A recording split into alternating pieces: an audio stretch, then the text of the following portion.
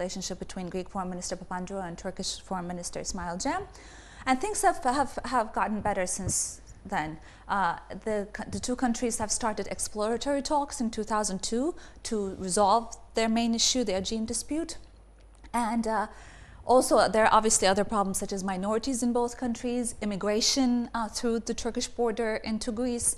But I think that once the big Aegean dispute is resolved, whose time has come to be resolved, these other problems can also be sort of taken off the agenda little by little. But a solution in the Aegean would help both sides.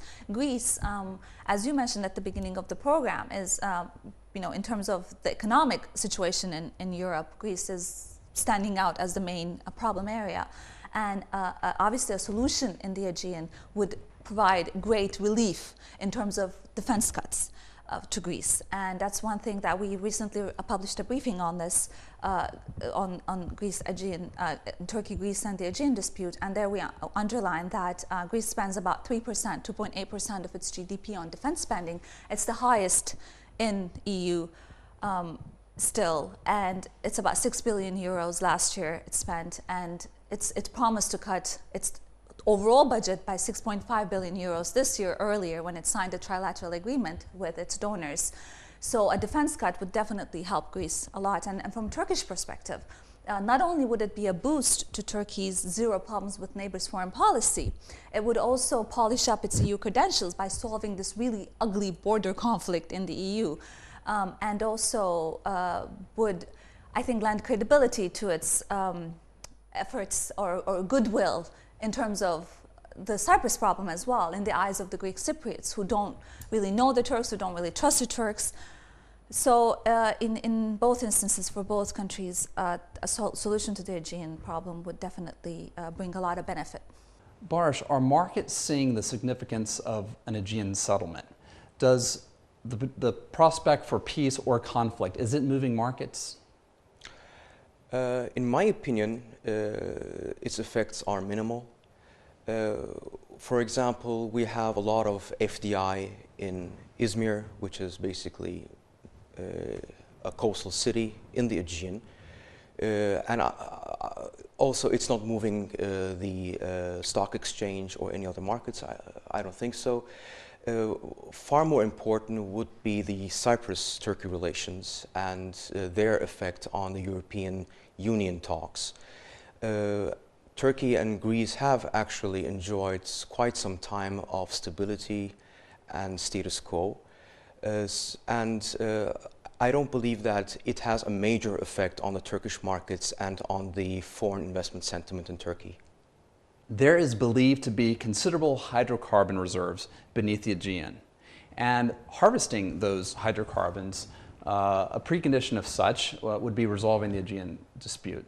Can you comment on this? Of course, Turkey is an energy-dependent country which has scarce resources, and as you may be aware, we already have two projects for two nuclear plants, one in Sinop, the other one in Mersin and Amur.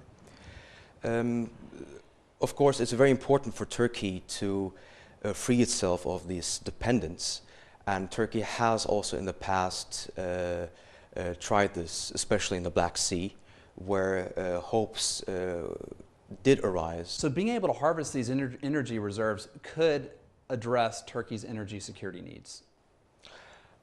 I don't think that it will address Turkey's energy needs as wide as as far as to make it energy independent. It will certainly alleviate its problems and will definitely diversify its resources. But I think a hydrocarbon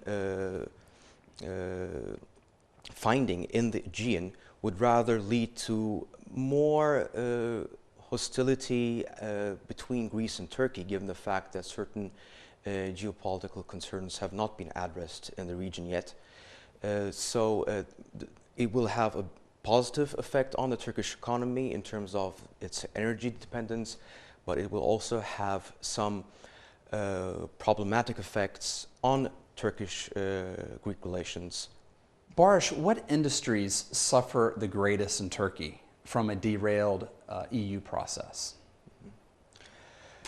Well, Alan, I mean, Turkey has its own dynamics, definitely, and only because Turkey's accession talks have slowed down doesn't mean that investors are now abstaining from entering Turkey.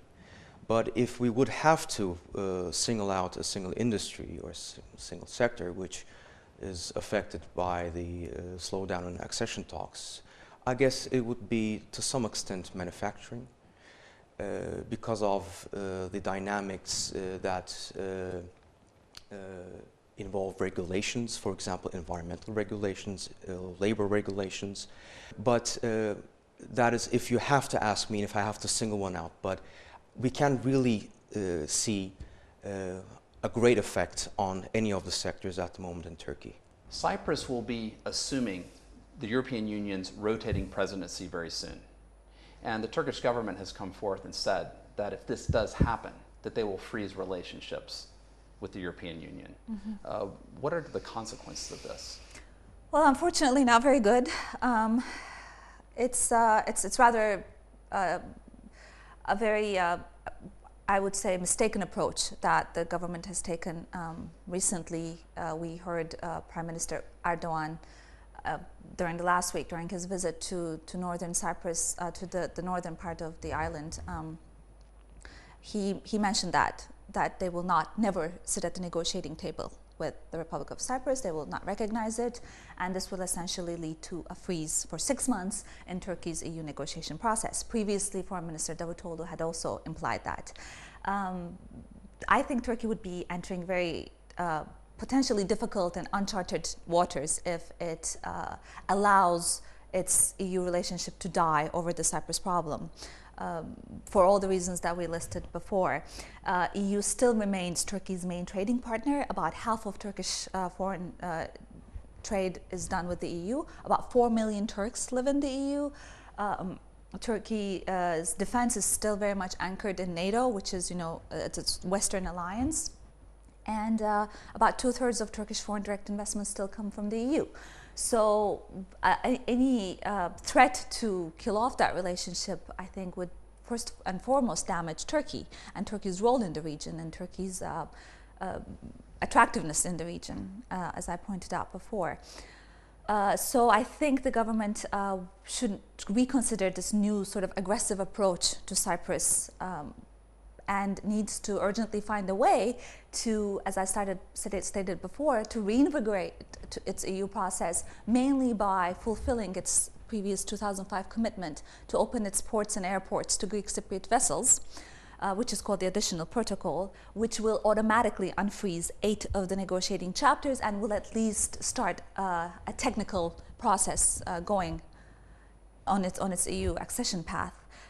The EU, at the same time, of course, has a duty as well. It should also pursue its contacts with Ankara, knowing that the process is hanging by a thread and taking advantage of this new Turkish government's election and any potential opening that it can find. So both sides need to do whatever they can to not let the process die. Barış, can you comment about how Turkey putting the EU accession process on the back burner during Cyprus's 6-month presidency, how will this affect markets? The Turkish-Cypriot relations don't really have much of an effect on the Turkish economy as a whole. But definitely during those 6 months we will hear a lot of rhetoric which will put some investors at unease. Therefore, I don't believe that there will be any fundamental reason why the markets should be affected by these talks, because the dynamics of the Turkish-European Union accession talks aren't really based on this Cypriot agenda, rather on other issues like Turkey's size, its economy, its population, how the European Union can actually absorb such a big entity. So I don't believe that the Cypriot question is very important, despite being used as a precondition. But definitely any kind of hostility or rhetoric between these countries, which is most probably going to occur, especially due to inner political reasons, will strain the environment. And I don't believe that we will have any long-lasting effects in the markets, but definitely it will lead to some volatility if there's some very hard rhetoric involved. Thank you, Didem Akyol from International Crisis Group, for being with us. Thank you for having me. Boris Tunsipper, thank you for being with us. Thank you for having me, Alan. That concludes this week's episode of Corridor 39. Look forward to seeing you next week.